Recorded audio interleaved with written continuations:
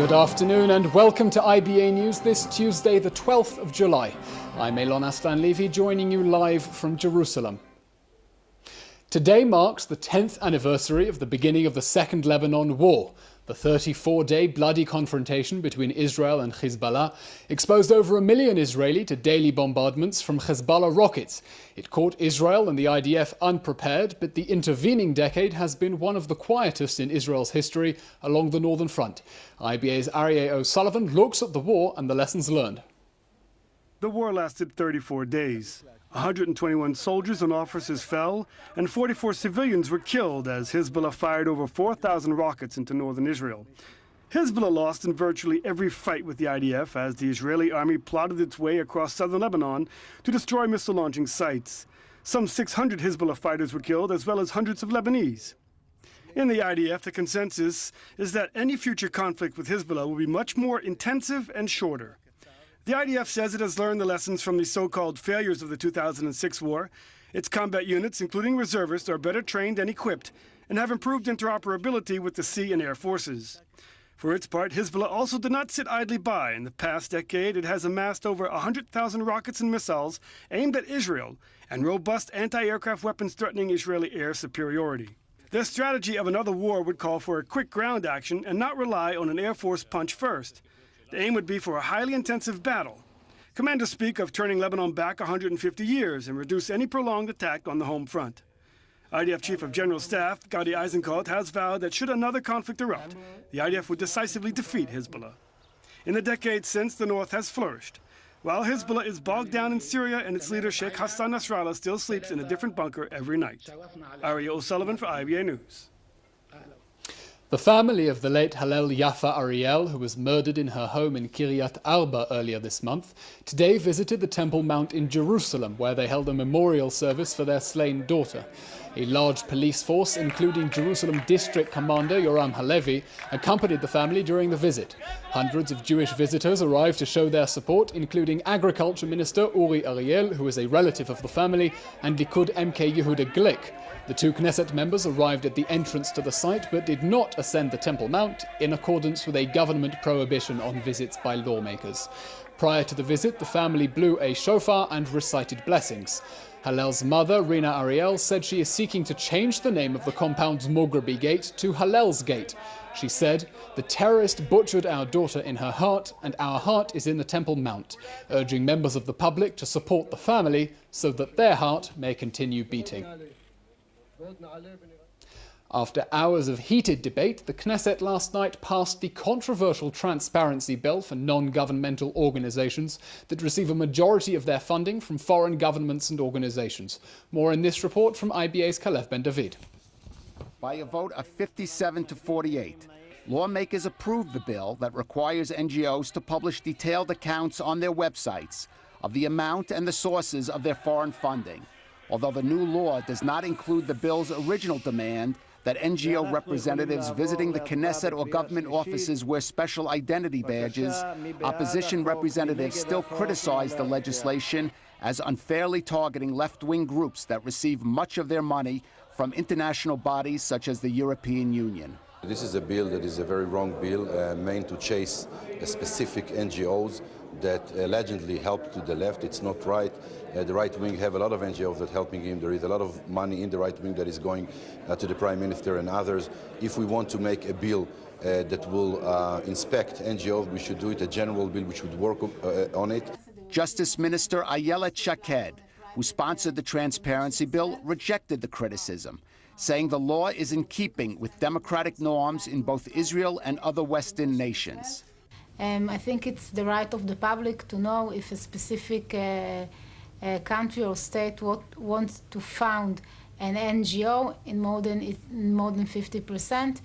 In Israel in general, we are not interfering in other country or politics of other country, and I expect that countries will respect Israel and will try to influence on Israel in a diplomatic path, and not by founding millions of dollars or euros to NGOs that usually tries to promote their views.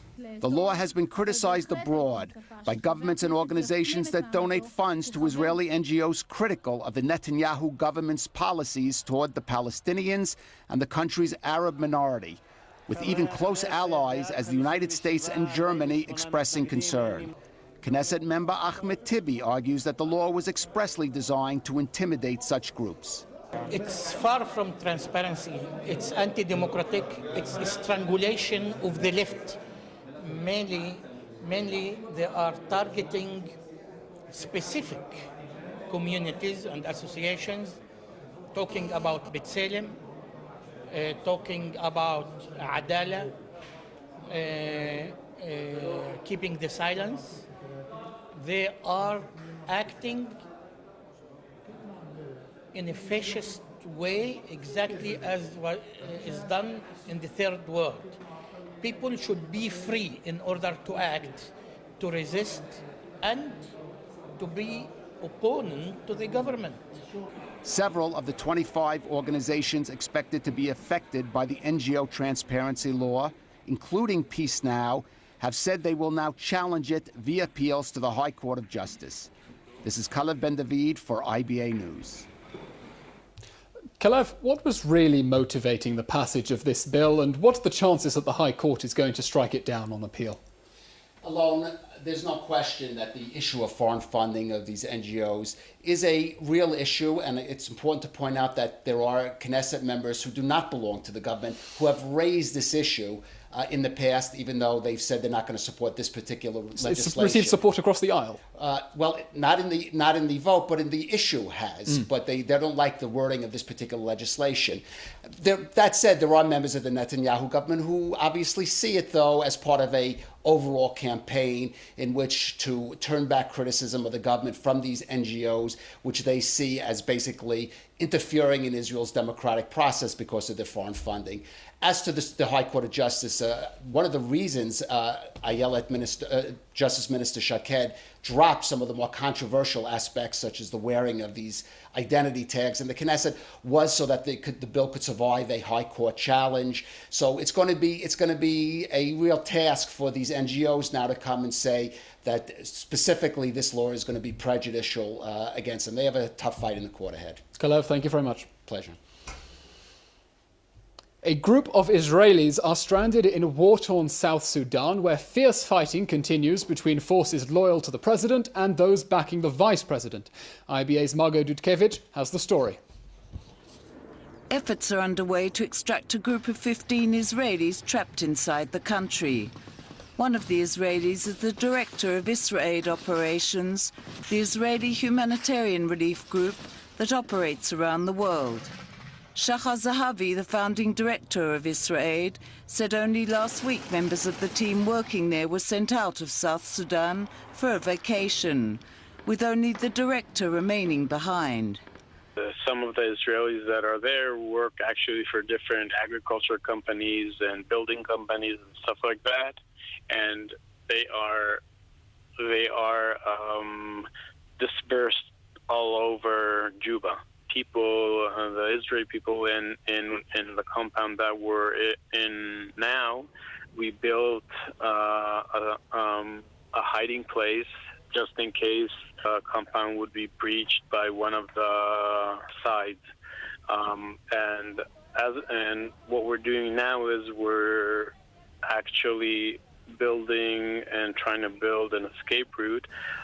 We're in touch with both the Israeli government, the American government, and the British government, making sure that they know that we're present, that we're on the list. The first, if a foreign government enters with an army to try and extract their citizens, we're pulling all the strings to make sure that our people would be also on the list. From last night until now, there was no shooting in the streets. There were no gunfires, no bombing, and hopefully is a sign that things are starting to calm down.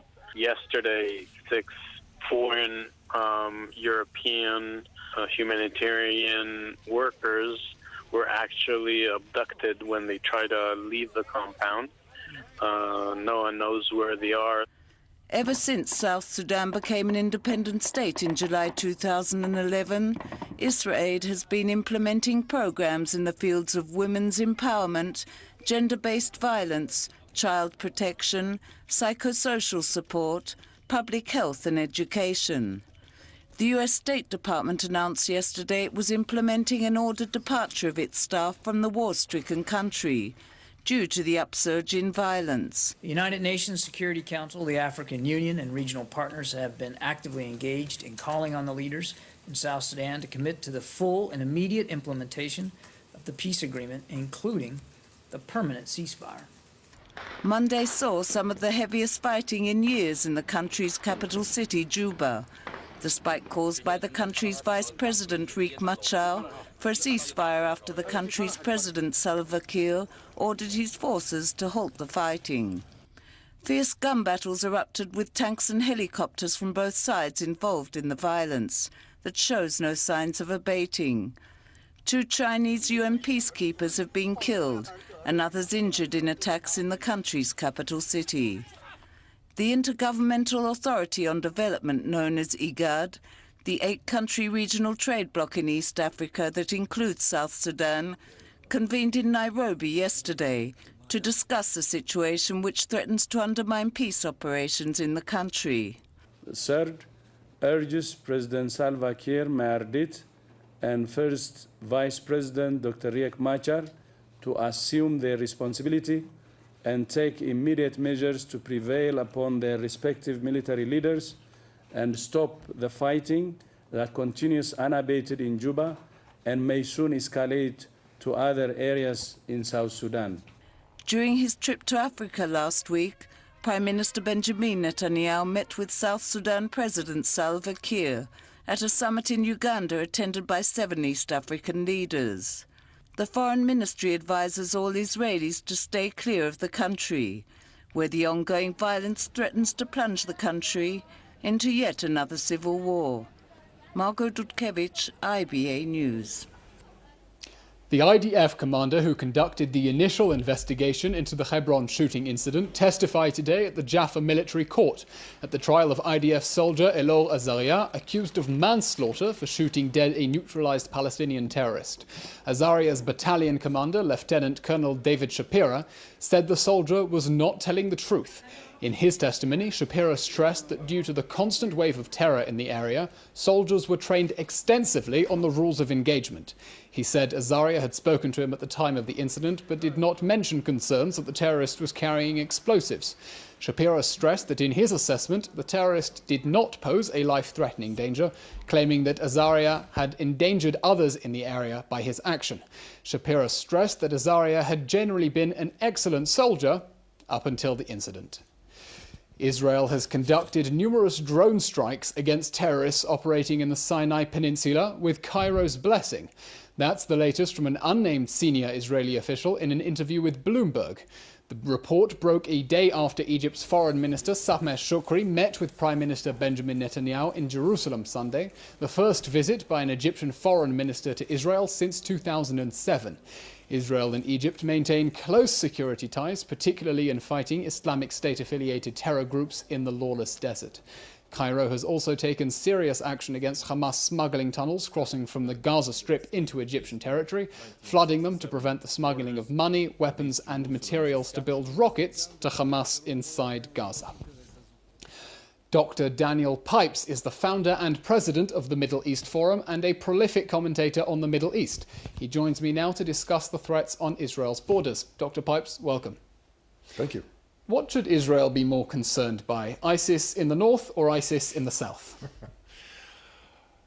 The northern situation is certainly more dangerous to Israel than the southern, in that Egypt is a stable government at this point, and it's just a matter of some hundreds of marauding ISIS affiliates. Whereas in the north, there is, of course, no stability whatsoever, and the dangers are much greater. Yeah, but in the immediate term, we have ISIS pressed up right against the Egyptian border, and in the north, they're kept away by slightly less unsavory terror groups. Well, actually, an ISIS-affiliated group, the Yarmouk Martyrs Brigade, is right at the border with Israel, and it's quite striking.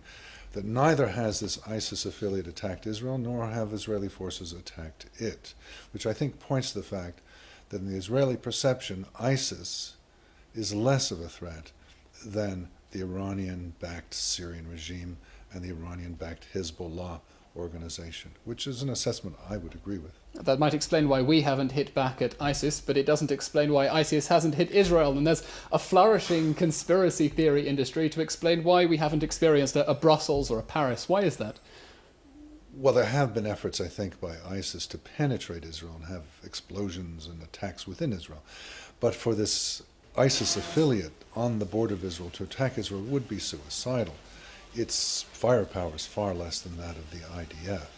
And while ISIS overall has shown very little strategic vision and is willing to attack everyone and anyone, I think even ISIS understands this would not be a wise undertaking. In terms of a suicide explosion, God forbid, in one of Israel's cities along the line of Paris or that Brussels? would certainly be advantageous to ISIS. But for this ISIS affiliate on the border to attack Israel directly in a military operation would be suicidal and not attain its goals. They're afraid of an Israeli response. Right. But I think they do want to attack within Israel, as they want to attack almost everywhere. So is the reason they haven't succeeded the strong efforts of the Israeli security forces, or is this for want of trying?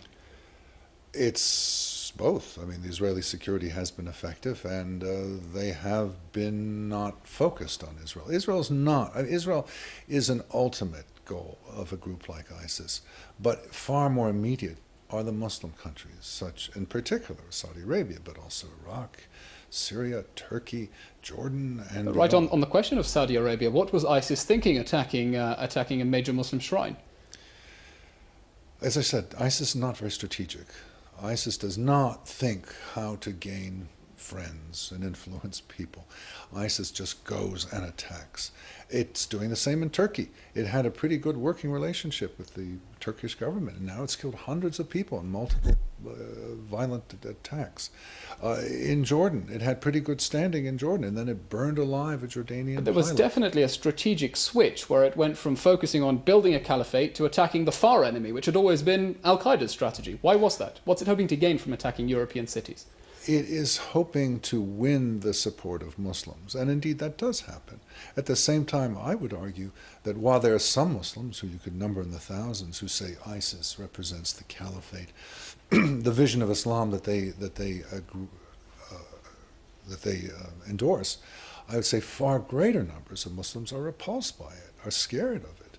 So again and again, ISIS is not strategic. ISIS is just going directly at the goal and ignoring the many enemies. Look at the enemies it has throughout the region, with the slight exception of the Turkish government, the Qatari government, the Saudi government, but even there they've turned against it.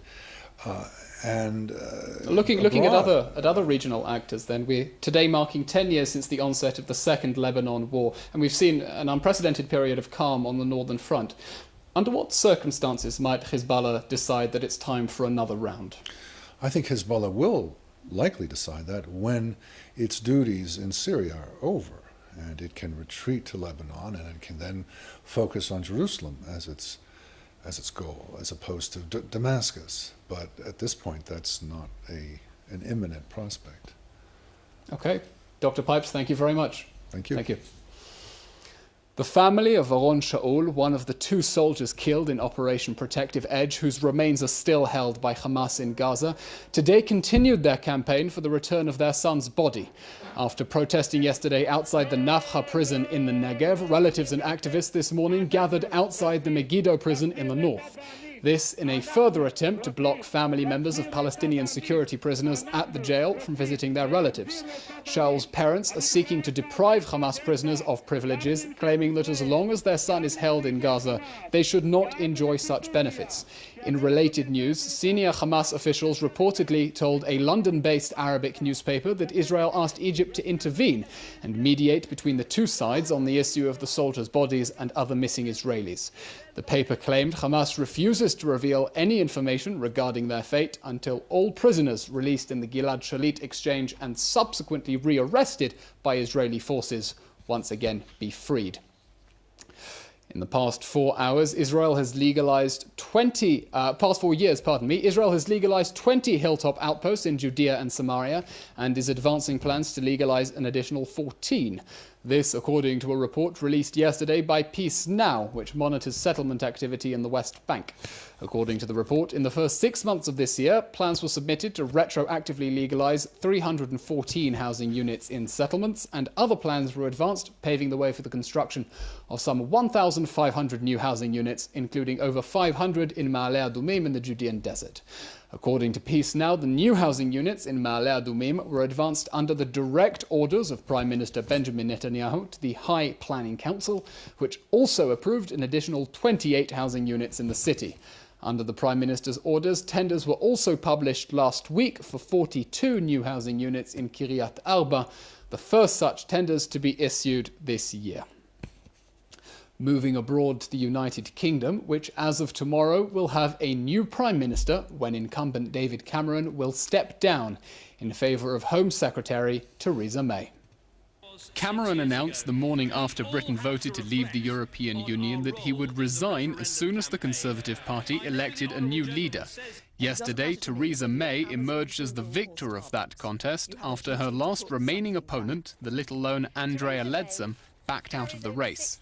Cameron will travel to Buckingham Palace tomorrow after bidding farewell to the Commons to tender his resignation with the Queen. May will then be asked by Her Majesty to head the government. During this campaign, my case has been based on three things. First, the need for strong, proven leadership to steer us through what will be difficult and uncertain economic and political times. The need, of course, to negotiate the best deal for Britain in leaving the EU and to forge a new role for ourselves in the world. Brexit means Brexit, and we are going to make a success of it. A vision of a country that works not for the privileged few, but that works for every one of us, because we're going to give people more control over their lives. And that's how, together, we will build a better Britain. Meanwhile, Labour Party leader Jeremy Corbyn still refuses to resign despite losing a vote of confidence of his own MPs and mass resignations from his frontbench team. Yesterday, former ally Angela Eagle announced she would launch a leadership bid. Now, Jeremy Corbyn is unable to provide the leadership that this huge task needs. I believe I can. Now, I'm not a Blairite, I'm not a Brownite, and I'm not a Corbynista. I am my own woman. Cameron never expected to lose the referendum on Brexit, much less to resign over it. Yesterday, he was heard humming this tune to himself as he walked through the door of number 10 Downing Street on his way to pack his suitcase.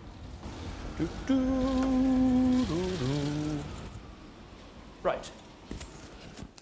And now to something for the soul. The 32nd Voice of Music Festival kicks off tonight in the Upper Galilee.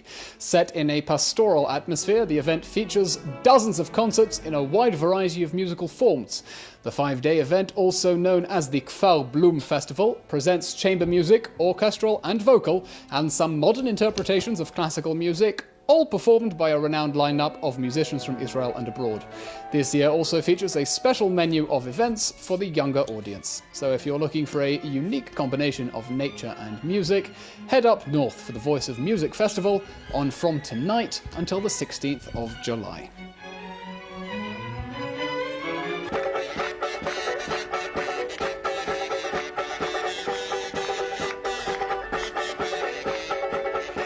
Quite the eclectic variety. In finance, shares are up on the Tel Aviv Stock Exchange and the shekel is mixed in trading.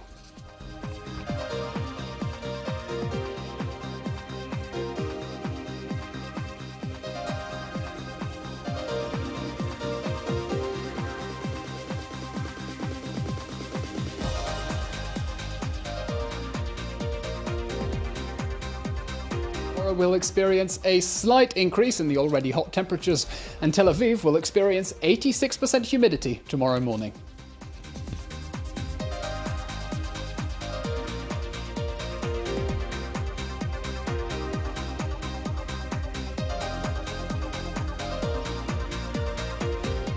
That's all for today. Laura Cornfield will be back again tomorrow.